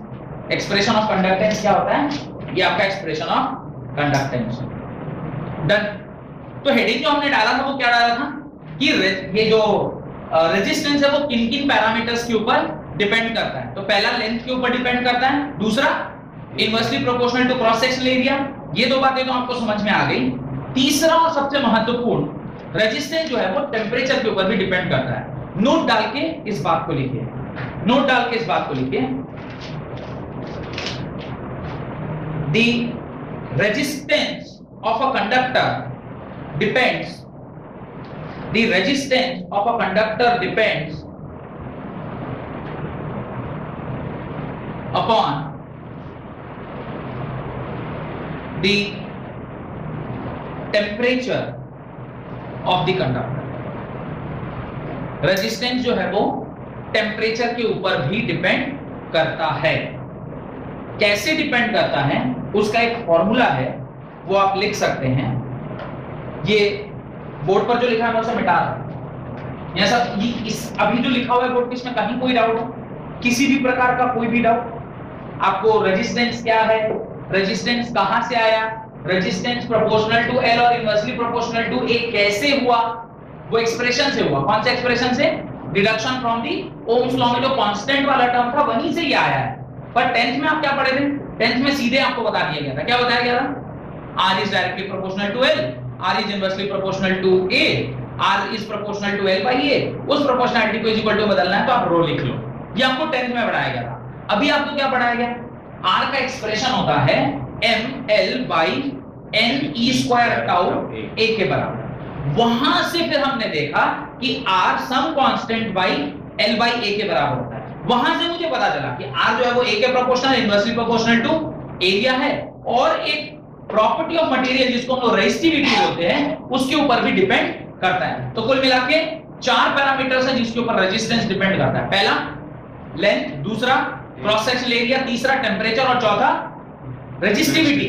रेजिस्टिविटी के ऊपर कैसे डिपेंड करेगा भाई? जब आप वायर अलग चेंज करेंगे, if you are keeping the same wire तब तो रेजिस्टिविटी चेंज नहीं करती। एक कॉपर वायर था, एक का cross sectional area 1 metre square या 1 सेंटीमीटर स्क्वायर, दूसरे का 2 सेंटीमीटर स्क्वायर, तो फिर उस केस में आपको रेजिस्टिविटी चेंज करने की जरूरत नहीं है। लेकिन आपने अगर वायर ही चेंज कर दिया, एक कॉपर का वायर लिया और एक सिल्वर का वायर लिया, तो इसकी भी रेजिस्टिविटी कंसीडर करनी होगी और इसकी भी रेजिस्टिविटी कंसीडर करनी होगी, क्योंकि resistivity is the property of material. वो मटेरियल टू मटेरियल क्या करता है? वैरी करता है। तो इफेक्ट ऑफ टेम्परेचर के अंदर आप देखिए RT इज इक्वल टू होता है R naught 1 plus alpha T plus beta T square. अभी लिखिएगा मान, अभी फिर एक्सप्रेशन को हम लोग सिर्फ समझते हैं कि क्या लिखा हुआ है और ये कहां से आया। बाइनोमियल एक्सपेंशन किस क्लास में पढ़ते हैं आप? 11th class. तो बाइनोमियल एक्सपेंशन का ही ये फॉर्मूला है जहां से ये डिराइव होकर आया है, और आप लोगों को पता होगा कैसे डिराइव होता होगा, क्योंकि मेरा गणित तो जानते ही आप क्या है। वर्ड के यूज करो तुम। हाँ, ये डिलीटेड पोर्शन है पिछले साल, पूरा चैप्टर ही हटा दिया। ये वाला करंट इलेक्ट्रिसिटी नहीं सर, बाइनोमियल। अच्छा, बाइनोमियल एक्सपेंशन। तो अगर मान ली डिलीट किया तो मैं क्या हेल्प कर पाऊंगा? तो तेरा मैथ्स का टीचर हेल्प करेगा। क्या है? तो RT is equal to R naught 1 plus. मैं सिर्फ इस एक्सप्रेशन को पढ़ा सकता हूं, इसका मतलब क्या है ध्यान से समझिएगा। RT is resistance of that particular wire at any temperature T। इसको क्या बोल रहे हैं? RT बोल रहे हैं। R naught is the resistance of the material at 0 degree Celsius, या स्टैंडर्ड टेम्परेचर पे इसका क्या रेजिस्टेंस रह रहा है। और ये alpha T coefficient of linear expansion, beta is coefficient of volumetric expansion, और इस तरह का वर्ड्स वहां पे यूज करते हैं, और उसी के बेसिस पे ये फॉर्मूला निकल के आया। तो इसका डेरिवेशन हमारे सिलेबस में नहीं है, पर इसका एप्लीकेशन हमारे सिलेबस में है। उसमें भी ये वाला जो टर्म है चूंकि हायर ऑर्डर हो जाता है तो ये हम नेग्लेक्ट करते हैं, और जो एक्सप्रेशन यूज करते हैं वो क्या होता है? RT is equal to R naught 1 plus alpha T वाला एक्सप्रेशन ही हम लोग यूज करते हैं। ये हायर ऑर्डर है, बीटा की वैल्यू की वजह से ये टर्म क्या हो जाता है? नेग्लेक्ट हो जाता है। तो आप लिखना स्टार्ट करिए। Right, resistance of a metallic conductor, उसी के अंदर मैंने जो आपने अभी नोट डाला है उसके अंदर ही लिखिए। Resistance of metallic conductor at temperature T degree Celsius, at temperature T degree Celsius, at temperature T degree Celsius is given by RT is equal to R naught 1 plus alpha T plus beta T square, 1 plus alpha T plus beta T square, where ये expression लिखिए आपने, where R naught is resistance of conductor at 0 degree Celsius, where R naught is resistance of conductor at 0 degree Celsius, alpha and beta are the temperature coefficient of resistance. Alpha and beta are the temperature coefficients of resistance, जिसकी value कहीं ना कहीं linear expansion of wire, length, area, तमाम तरह के parameters के ऊपर depend करती हो। क्योंकि जब कभी भी आप किसी के लिए भी एक कोफिशिएंट डाल रहे हैं, टेम्परेचर का कोफिशिएंट, तो होना तो चाहिए कांस्टेंट, पर वो किसी चीज के ऊपर जरूर डिपेंड कर रहा होगा, क्योंकि उसी की वजह से वो क्वांटिटी क्या करती है, वेरी करती है। तो ये आपको एक्सप्रेशन है जहां पे अल्फा और बीटा कोफिशिएंट ऑफ टेम्परेचर जो कि रेजिस्टेंस को डिफाइन कर रहे हैं, और R naught is the temperature at 0 degree Celsius हार्ट। ज्यादातर केस में जब ये जो आपका टेम्परेचर वाला टर्म है वो अगर बहुत बड़ा है और ये बीटा की वैल्यू काफी छोटी होती है, तो ये वाला टर्म क्या हो जाता है, नेग्लेक्ट हो जाता है। और generally generally we use the formula R is equal to RT is equal to R0 1 plus alpha T, और इसको जरा सा हम लोग सॉल्व करते हैं और यहां से R0 की वैल्यू कैलकुलेट करते हैं। R0 की वैल्यू जब आप कैलकुलेट करोगे तो वो कुछ इस प्रकार से आता है, RT minus R0 is equal to R0 alpha T, और अल्फा इज इक्वल टू हो जाता है RT minus R0 by R0 T के बराबर। अल्फा की वैल्यू क्या आती है, तो कई बार सवाल में आपसे ना डायरेक्टली क्या ढूंढने के लिए कहता है, find the coefficient of resistance, thermal या टेम्परेचर कोफिशिएंट ऑफ रेजिस्टेंस। तो वो आपको यहां से कैलकुलेट कराएगा अल्फा की वैल्यू, जो आप देख सकते हैं जिसके बराबर है अल्फा इज इक्वल टू, ऊपर क्या लिखा हुआ है, चेंज इन रेजिस्टेंस। RT मतलब resistance at T degree Celsius minus R0 is resistance at 0 degree Celsius. तो लिखा change in resistance bye original resistance, R0 is original resistance into change in या rise in temperature, change in temperature या rise in temperature। तो alpha का formula क्या होगा, alpha का formula होगा alpha is equal to change in resistance divided by original resistance into change in temperature या rise in temperature के बराबर। ठीक है, कोई दिक्कत? अच्छा, अगर मुझे इसे 0 डिग्री सेल्सियस के लिए ना लिखकर किसी भी रैंडम डिग्री सेल्सियस, यानी both the points are at different temperature, मैं समझ रहे हैं क्या बोल रहा हूं, ये तो जनरल केस हो गया where R0 is 0 degree Celsius. अगर मैं कहना नहीं T1 और T2 है, T1 इज इनिशियल टेम्परेचर, या फिर मैं बोलूं 0 नहीं है, 0 छोड़ के कुछ और है, ये इनिशियल कुछ एक टेम्परेचर है और ये फाइनल टेम्परेचर है, T2 is some final temperature, और ये जो इनिशियल टेम्परेचर है या जो ओरिजिनल टेम्परेचर है वो 0 डिग्री सेल्सियस नहीं है, तब फॉर्मूला क्या यूज करेंगे आप, तो क्या चेंज आ जाएगा, जो चेंज आएगा वो इतना ही आएगा, अल्फा इज इक्वल टू होगा R2 minus R1 whole divided by R1 into T2 minus T1। Formula क्या है, change in resistance R2 minus R1, नीचे ओरिजिनल रेजिस्टेंस यानी इनिशियल जो रेजिस्टेंस था, इनटू चेंज इन टेम्परेचर, कितना चेंज हो गया। तो अगर T1 और T2 कुछ अलग टेम्परेचर पर हैं, यानी सिर्फ T1 जो है वो 0 नहीं है, 0 के अलावा कुछ है, तो कौन सा फॉर्मूला यूज करेंगे आप, ये वाला फॉर्मूला यूज करेंगे। डन। ये सारा फॉर्मूला पढ़ लेने के बाद मुझे ये क्या समझ में आया कि टेम्परेचर के बढ़ने से रेजिस्टेंस बढ़ेगा कि टेम्परेचर के बढ़ने से रेजिस्टेंस घटेगा, होगा क्या, घटेगा। कैसे, RT is R0 plus alpha delta D, R0 में कुछ एक क्वांटिटी जुट रही है, तो वहां पे और वहां पे तो घट रहा है, अब ये तो मैथमेटिक्स चला है और ये तो अल्फा के प्रोपोर्शनल है। तो एक्सप्रेशन ये लिखे थे ना, रेजिस्टेंस एट फलाना temperature is equal to R0 plus R0 alpha delta D। आप एक क्वांटिटी को उसमें ऐड कर रहे हैं, R0 में क्वांटिटी ऐड कर रहे हैं, तो रेजिस्टेंस बढ़ेगा जब टेम्परेचर राइज करता है। तो लिखिए फॉर मेटल्स, यहां लिखिएगा नोट के नीचे पॉइंट A और B डाल के, अभी नोट ही चल रहा है ना पूरा, तो नोट के अंदर ए और बी लिख के 2 पॉइंट लिखिए। For metals the value of alpha is positive, for metals the value of alpha is positive, therefore resistance of the metal increases with increasing temperature.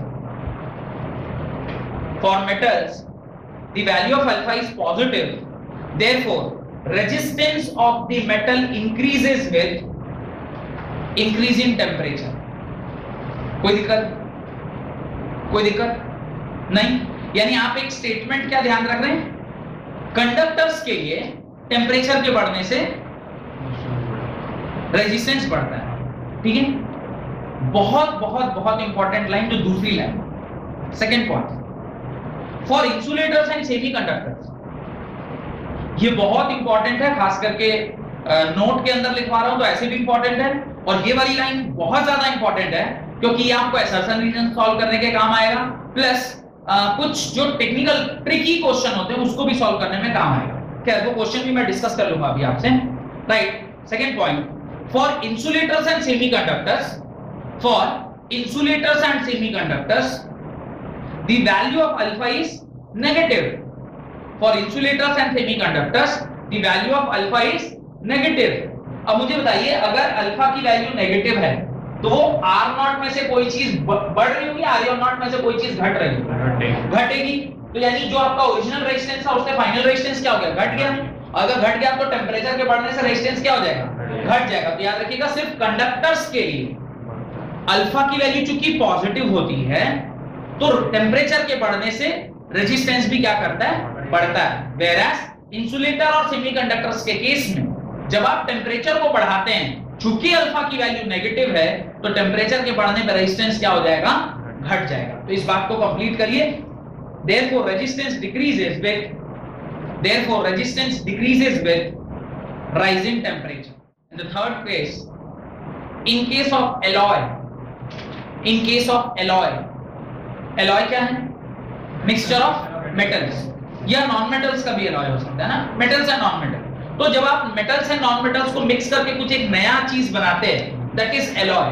और alloy हम क्यों बनाते हैं, वैसे तो इसका पूरा डिटेल हम लोग मेटलर्जी चैप्टर में पढ़ेंगे, पर alloy हम बनाते क्यों हैं, in order to change the property as per our requirement। हम जो उसकी ओरिजिनल प्रॉपर्टी है जो कि अनडिजायरेबल है और उसे हम डिजायरेबल प्रॉपर्टी में चेंज करना चाहते हैं विद एडिंग सम इंप्योरिटी और सम अदर मेटल्स, अगर उसकी प्रॉपर्टी एनहांस करी जा सकती है जो मैनकाइंड को यूज में है, तो हम उसको एलॉय फॉर्मेशन करते हैं। बेस्ट एग्जांपल आयरन से स्टील फॉर्मेशन की सबसे आसान एग्जांपल है जो आप डे टू डे लाइफ में आजकल तो देखने को मिल रहा है। अब तो लोग अपना पहले जो मेन गेट होता था वो पहले लोग लोहे का बनवाते थे, अब आप ज्यादातर घर में देखेंगे जो कि बंगलो या डुप्लेक्स कॉन्सेप्ट होता है, फ्लैट्स में भी आजकल लोग अपना बाहर वाला गेट स्टील से ही लगवा रहे हैं, या इवन रेलिंग वगैरह स्टील से बन रही है। वो क्यों स्टील से बन रही है, क्योंकि उसमें जंग लगने की जो ये है क्या बोलते हैं टेंडेंसी है वो काफी कम हो जाती है, वो एलॉय फॉर्मेशन से होता है। तो लिखिए for alloy the value of alpha is very small, alpha की वैल्यू काफी छोटी होती है।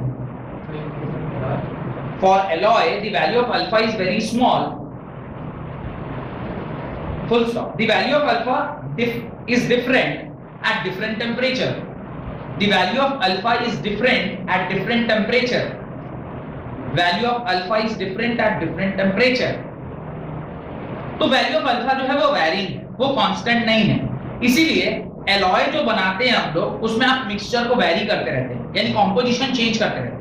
उस जगह पर जहां पर वो कॉम्पोजिशन आपको टेम्परेचर के बढ़ने पर कुछ, अगर मान लीजिए मेरे को वायर के प्रॉपर्टी को यूज करना है, तो it all depends upon the property कि आप अगर वायर की जगह पे किसी कंडक्टर को लगा रहे हैं तो वहां पे मुझे क्या चाहिए, टेम्परेचर बढ़े फिर भी वो कंडक्ट करता रहे, वो इंसुलेटर की तरह बिहेव ना करे। तो उस टाइम पे आप कुछ वो वाली वैल्यू ऑफ अल्फा ले लेंगे जिससे आपका वो प्रॉपर्टी एनहांस किया जा सकता है। तो इसकी कोई फिक्स ऐसा नहीं कि आप बढ़ाएंगे तो बढ़ेगा, घटाएंगे तो घटेगा, तो एक एवरेज निकाल सकते हैं। और एवरेज हम कैसे निकालते हैं, इस वाले फॉर्मूले से निकालते हैं। एवरेज कैसे निकलेगा, अल्फा की वैल्यू निकलेगी जब आप दो पर्टिकुलर टेम्परेचर को दो पर्टिकुलर राइजिंग टेम्परेचर के ऊपर चेक करेंगे, जो अल्फा वाली है तो एवरेज लेकर आप देखते हैं। कोई ऐसा फिक्स नहीं कर सकता कि यार एलॉयज के लिए अल्फा टेम्परेचर बढ़ता है तो रेजिस्टेंस बढ़ता ही होगा, ऐसा जरूरी नहीं है, या घटेगा तो घटेगा ही, ऐसा जरूरी नहीं। ठीक है, सवाल लिखना स्टार्ट करिए। क्वेश्चन नंबर 1 ने इस पर्टिकुलर कॉन्सेप्ट के ऊपर 2 सवाल करना है अपने को, राइट। एक तो अपना r = रो L/A के ऊपर एक सवाल करना है जो मैंने नहीं करवाया था, उसके ऊपर करना है। उसके ऊपर 2-3 सवाल कराऊंगा, एक आध तो मेरे दिमाग के अंदर भी है, right. A wire is stretched to increase its length by 5%. A wire is stretched to increase its length by 5%. Calculate percentage change in its resistance. Calculate percentage change in its resistance. बहुत marvellous सवाल है ये, कोशिश करिए solve करने का, हो जाए तो बहुत अच्छा, नहीं हो तो फिर तो मैं उन्हीं से बनाने के लिए कोशिश करिए। A wire is stretched to increase the length by 5%. आप एक वायर को फोर्स लगा रहे हैं, स्ट्रेस दे रहे हैं, तो स्ट्रेस देने पर वायर का लेंथ क्या हो जाता है, इंक्रीज कर जाता है। ये हम लोगों ने कौन से चैप्टर में पढ़ा था, ये हम लोगों ने क्लास 11th में properties of materials, solid property में क्या था, चैप्टर का नाम क्या था याद है? क्लास 11th में एक तो थर्मल प्रॉपर्टीज ऑफ मटेरियल था और एक मैकेनिकल प्रॉपर्टी।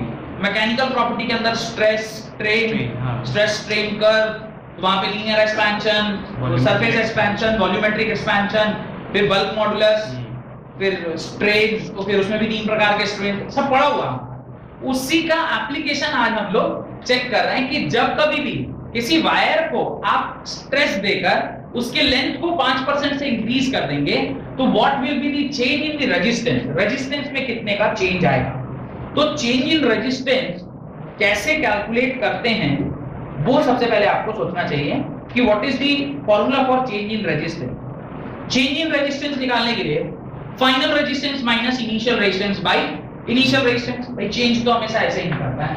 तो अगर आपसे पूछ रहा है भाई बताओ परसेंटेज या change in resistance, percentage change in resistance अगर आपने आपसे पूछा हुआ है, चेंज इन रेजिस्टेंस अगर आपने मुझसे पूछा है तो आपका फॉर्मूला क्या होगा, final resistance minus initial resistance by initial resistance into 100। यही आपसे पूछेगा। यानी इसको अगर ढंग तरीके से देखा जाए तो लिखा हुआ R2/R1 - 1 इनटू 100। यानी अभी मुझे क्या कैलकुलेट करना चाहिए, R2/R1। मेरा भी एम क्या होना चाहिए, R2/R1 कैलकुलेट करना। तो हिंट मैंने दे दिया जितना मुझे देना था। अब आपका काम है to calculate the value of R2/R1। कैसे कैलकुलेट करेंगे, चलिए अब आपको आइडिया मिल रहा है तो मैं अपना आइडिया लगाता हूं। ध्यान से देखिएगा, R1 is equal to can I write rho L1/A1 लिख सकता हूं। अब चूंकि ध्यान से देखिएगा कॉन्सेप्ट मैंने अभी इसलिए आपको वो स्ट्रेस स्ट्रेन सब बता दिया था ताकि आप वहां से चीजों को ध्यान कर सकें। आपको याद होगा कि जब कभी भी हम लेंथ को इंक्रीज करते हैं, जब कभी भी किसी भी वायर के लेंथ को हम इंक्रीज करते थे तो उसका जो क्रॉस सेक्शनल एरिया था वो थोड़ा सा घट जाता था। ध्यान आ रहा है? अगर मैंने इसको इतने से इंक्रीज कर दिया, यानी ये अगर डेल्टा एल है जिससे मैंने इसे इंक्रीज किया है तो डेल्टा ए एरिया उसमें क्या हो गया, घट गया। पर ध्यान रखिएगा area into volume, area into length हमेशा, सॉरी एरिया इनटू लेंथ हमेशा वॉल्यूम होगा। वॉल्यूम इसका हमेशा क्या रहने वाला है, कांस्टेंट रहेगा। The volume is not going to change, इसका वॉल्यूम कांस्टेंट रहेगा। यानी मैं ये लिख सकता हूं कि initial area into length must be equal to final area into length which is equal to capital E, क्योंकि वॉल्यूम किसी भी वायर का क्या रहने वाला है, कांस्टेंट। वॉल्यूम नहीं चेंज, वॉल्यूम नहीं चेंज हो रहा है क्योंकि हमने इसको सिर्फ बड़ा या छोटा किया है, इसमें से कुछ चीजें निकाली नहीं तो इसका वॉल्यूम क्या रहने वाला है, कांस्टेंट रहने वाला है। अगर यहां से देखा जाए तो A1 को मैं क्या लिख सकता हूं, A2 into L2/L1। मैं यहां से इसको इक्वेशन नंबर 1 मानते हुए, इसको इक्वेशन नंबर 2 मानते हुए मैं 1 से 2 रिप्लेस कर रहा हूं A1। तो R1 क्या हो जाएगा, रो L1 ध्यान से देखिए A2L2/L1। इसे मैं ऐसे लिख सकता हूं क्या, rho L1 into L1 whole divided by A2L2।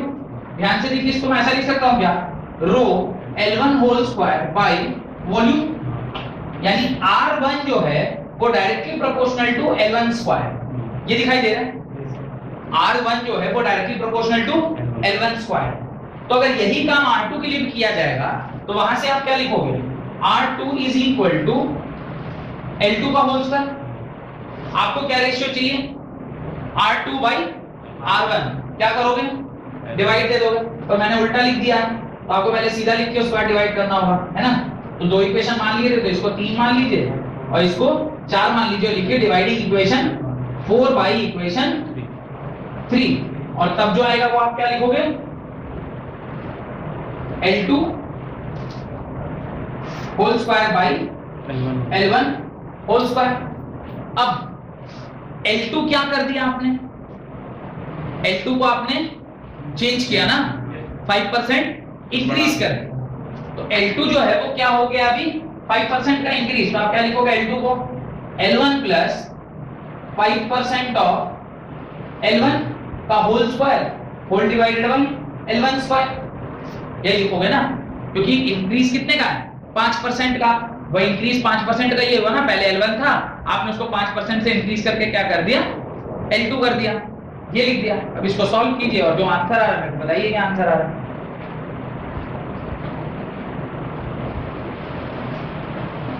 Solve करिए। इसके बाद यहां ना फिजिक्स खत्म हो गया, फिजिक्स इस पॉइंट पे खत्म हो गया। अब क्या रह गया, अब मैथमेटिक्स है, फिजिक्स का काम खत्म हो गया। अब आप मैथ्स लगाना है इसे, तो मैथ्स लगाने के लिए तो चलिए मैं ही सॉल्व कर रहा हूं। R2 बाई R1 यहां से इधर आया है ना, R2 by R1 is equal to, आप उसे लिखेंगे 105 बाई 100 L1 का whole square by L1 whole square.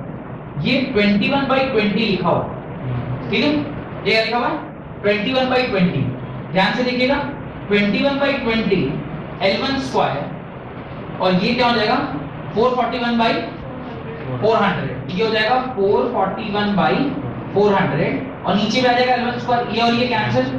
This implies R2 by R1 is equal to 441 by 400 कितना आ रहा है, जरा चेक करिए, 1.1025, ऐसा बुक बता रहा है। तो 1.1025 ये आपका वैल्यू कैलकुलेट करके आ रहा है, और यहां से आप क्या लिखोगे, R2 is equal to 1.1025 R1। खैर मुझे तो ये रिलेशनशिप नहीं चाहिए था ना R1 R2 में, मुझे तो बस यही वाली वैल्यू चाहिए थी। यही वैल्यू को उठा के आप कहां पुट कर दोगे, यही वैल्यू को उठा के आप पुट कर दोगे जो आपने ओरिजिनल इक्वेशन यहाँ पे लिख रखा था। मैं उसी की जगह पे सीधे क्या करता हूँ, पुट कर देता हूँ। जब आप उसे पुट करोगे तो आपका आंसर क्या आएगा, उसकी वैल्यू आ गई 1.1025 माइनस 1 इंटू 100, यही आया ना। अब इसको जब आप माइनस करोगे आ जाएगा 0.25 इंटू 100, और इसको सॉल्व करो आएगा 10.25%। तो परसेंटेज चेंज इन रेजिस्टेंस कितना आया, 10.25। ये एक काफी अच्छा सवाल था जो आपको पता होना चाहिए।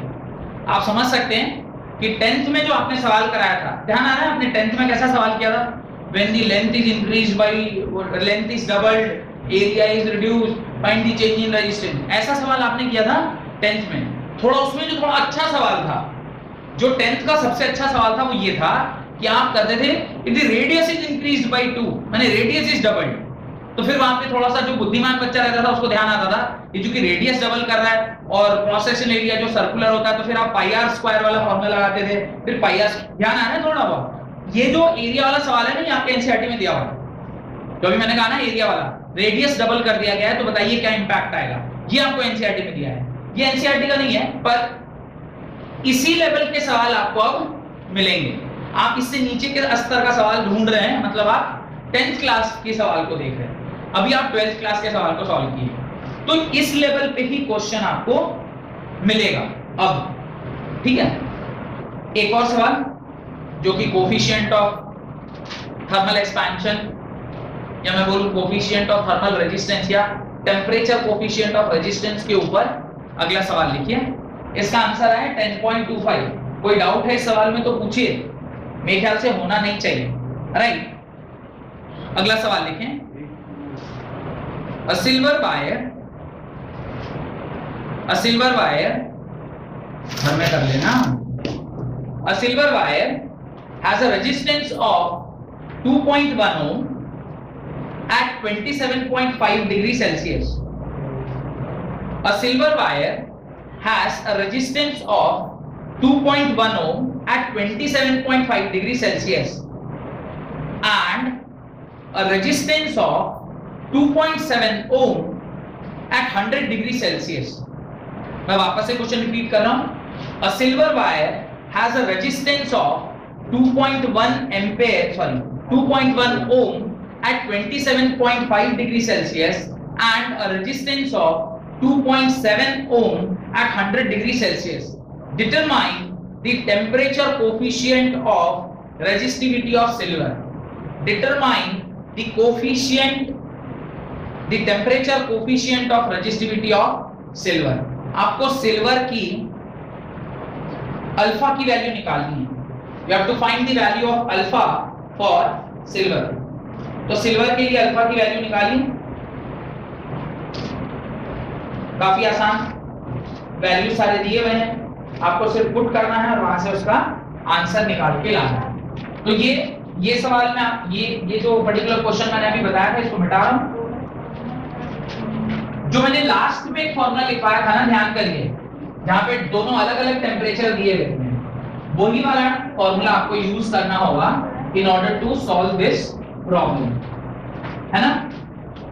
वही वाला फॉर्मूला आपको यूज करना होगा। कौन सा formula? Formula is alpha is equal to R2 minus R1 by R1 bracket T2 minus T1। Alpha is equal to R2 की वैल्यू शायद आपको दी गई है 2.7, आंसर इज 0.0039। तो ये आपको 2.7 दिया गया है, माइनस R1 साइड 2.1 दिया गया है, initial it is also 2.1, 100 minus this is 27.5। इसको जब आप सॉल्व करेंगे तो जो वैल्यू निकल के आती है that is 0.0039 Celsius inverse, 0.0039 Celsius inverse. ठीक है, आज की क्लास का एक आखिरी क्वेश्चन जो कि सेम कोफिशिएंट्स है, फिर अगली क्लास में हम लोग लिमिटेशंस ऑफ ओम्स लॉ और फिर ड्रिफ्ट वेलोसिटी और फिर डेरिवेशन ऑफ ड्रिफ्ट वेलोसिटी, ये सारी चीजें हम लोग अगली क्लास में पढ़ेंगे।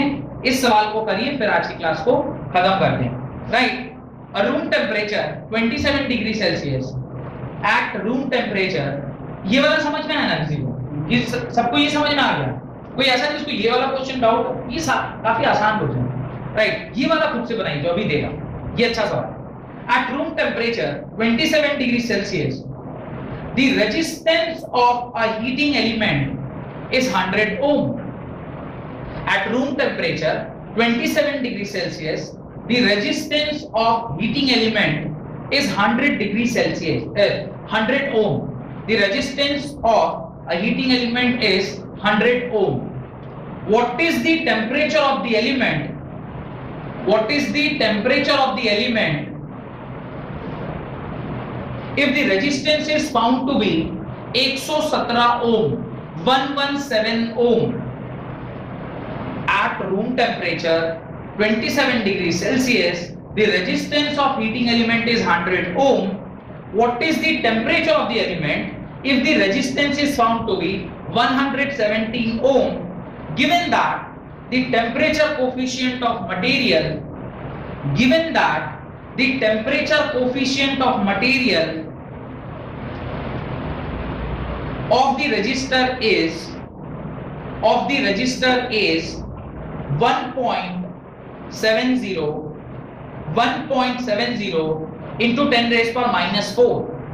Given that the temperature coefficient of the material of the register is 1.70 into 10 raised to the power minus 4 degree Celsius inverse, degree Celsius inverse.